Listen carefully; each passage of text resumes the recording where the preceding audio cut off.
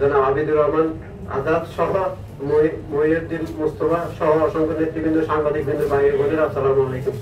আপনারা জানেন বাংলাদেশের ইতিহাসে যে ধরনের নগ্ন শাসক আমাদের উপর যেভাবে চাপিয়ে এবং দেশ শাসন করছে, সেটা আসলে অত্যন্ত দুঃখজনক এবং মর্মাহত।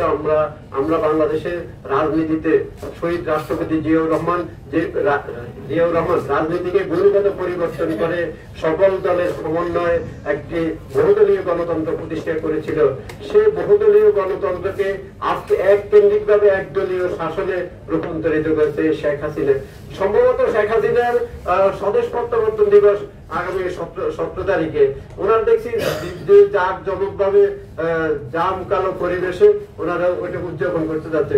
উনি স্বদেশ প্রত্যাবর্তন কার কারণে উনি দেশে এসে রাজনীতিতে পুনর্বাসন হয়েছে, এই কথাটা যদি উনি সূক্ষ্মভাবে চিন্তা করে, তাহলে শেখ হাসিনার রাজনীতি এই দেশে করার কোনো অধিকার ছিল না। বঙ্গবন্ধু বা শেখ মুজিব হত্যার পরে উনি তো পালিয়ে চলে গেছে বিদেশে, অথচ শহীদ করেছিলেন জিয়াউর রহমান। রাজনীতিকে বহুদলীয় গণতন্ত্রকে প্রতিষ্ঠা করার জন্য শেখ হাসিনাকে বাংলাদেশ রাজনীতি করার সুযোগ করে দেওয়ার কারণে